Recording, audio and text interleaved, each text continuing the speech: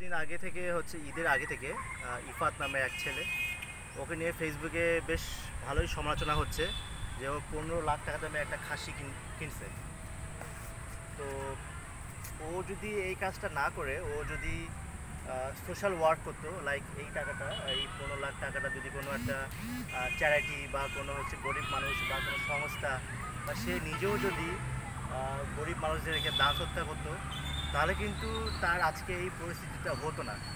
তার এই একটা ছাগল, 15 লাখ টাকা দামের একটা খাসি কিনে এটাকে সে যে তার সোশ্যাল মিডিয়াতে শেয়ার করেছে, এটার জন্য কিন্তু তার ফ্যামিলির রেপুটেশন অনেকটা বলতে গেলে এখন ক্ষতির দিকে আছে।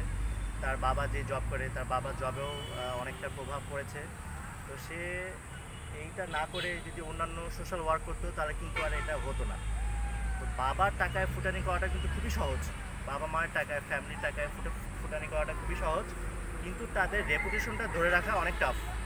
তো যারা আছেন, বাবার বা মায়ের বা ফ্যামিলির যতই থাক, নিজের একটা হচ্ছে পরিচয়, নিজের আইডেন্টিটি, নিজের পার্সোনালিটিটা নিজেকেই তৈরি করে নিতে হবে।